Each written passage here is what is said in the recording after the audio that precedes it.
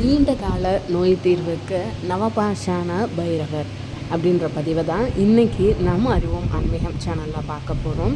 நீண்ட கால நோயை தீர்க்கக்கூடிய வழிபாடு, அது என்ன வழிபாடு அப்படின்றத பார்க்கலாமா? பதிவுக்கு போகிறதுக்கு முன்னாடி நம்ம அறிவோம் ஆன்மீகம் சேனலை இது வரைக்கும் சப்ஸ்கிரைப் பண்ணாதவங்க மறக்காமல் சேனலை சப்ஸ்கிரைப் பண்ணிவிடுங்க. உங்கள் எல்லாருக்குமே தெரியும் நவபாஷான முருகர் சிலை எங்கே இருக்குன்னு. ஆமாங்க, பழனிமலையில் தான் இருக்குது. நவபாஷானத்தால் ஆன மற்றொரு முருகர் சிலை கொடைக்கானலில் பூம்பாறையில் பிரதிஷ்டை செய்யப்பட்டிருக்குது. இந்த இரண்டு சிலைகளுமே போகர் சித்தர் நவபாஷானத்தால் செஞ்சு தான் சொல்லப்படுது. அவரே தாங்க இப்போ நவபாஷானத்தால் ஆன பைரவர் சிலையும் ஒன்றை செஞ்சதாக சொல்லப்படுது. இந்த சக்தி வாய்ந்த பைரவர் சிலை தமிழ்நாட்டில் எங்கே இருக்குது அப்படின்றத பற்றின முழு பதிவை தான் இன்றைக்கி நம்ம பார்க்க போகிறோம். பழனிமலையில் மட்டும்தான் நமக்கு நவபாஷான முருகர் சிலை இருக்குது அப்படின்றத நம்ம கேள்விப்பட்டிருக்கோம்.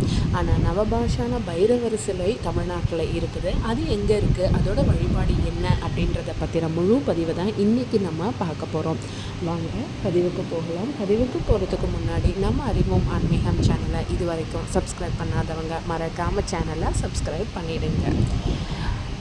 முருகருக்கு பழனிமலை முருகரோட நவபாஷான முருகர் சிலையை உருவாக்கிய போகர் சித்தர் தான் இந்த சிலையும் செஞ்சதாக சொல்லப்படுது.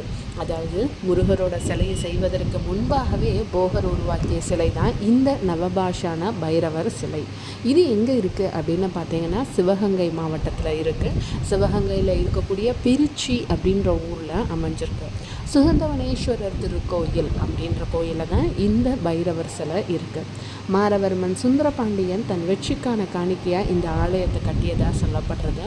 அவரது கனவுல இறைவன் தோன்றி இங்கே சிவலிங்கம் இருக்குது, இங்கே கோயில் வைங்க அப்படின்னு சொன்னதான் புராணங்கள் சொல்லப்படுது. இந்த தலத்தில் மிகப்பெரிய அதிசயம் அப்படின்னா நவபாஷானத்தால் ஆன காசி பைரவர் தான்.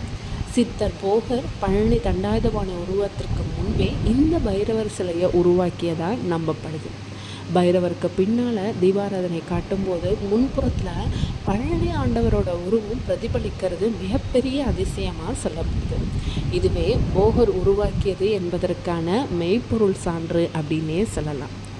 பைரவருக்கு 8 கரங்கள், பல ஆயுதங்கள், கபாலமலை, நாய் வாகனம், அருகில் 3 முனிவர்கள் வணங்கும் கோலத்தில் பைரவர் காட்சி தரார்.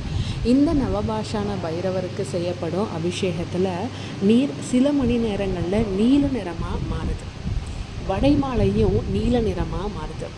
இந்த சிலையோட நவபாஷானத்தின் சக்தி தான் இதில் இருக்க காரணம் அப்படின்னு சொல்லப்படுது. இந்த கோயிலில் நடக்கக்கூடிய இன்னொரு அதிசயம் என்னன்னு பார்த்தாங்கன்னா, இந்த கோயிலோட தீர்த்தம் பக்தர்களுக்கு கொடுக்க மாட்டாங்க, நெய்வேத்தியமும் தரமாட்டாங்க. மலர் மாலைகள் கூட வெளியே தான் எரியப்படும். அதே மாதிரி இந்த வெளியே ஏறப்படக்கூடிய வடைகளை கூட பறவைகள் சாப்பிடாது அப்படின்றது தான் ஒரு மிகப்பெரிய அதிசயம்.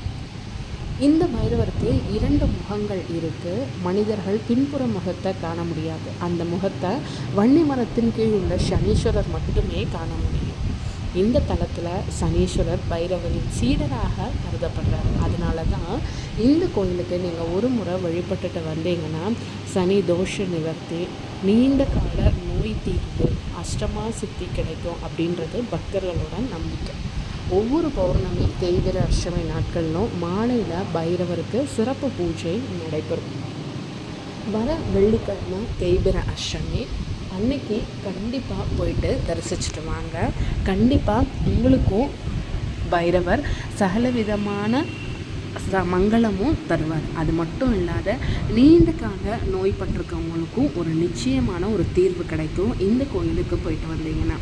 இந்த பதிவு பிடிச்சிருக்கும்னு நம்புகிறேன். மறக்காமல் நம்ம சேனலை சப்ஸ்கிரைப் பண்ணுங்கள்.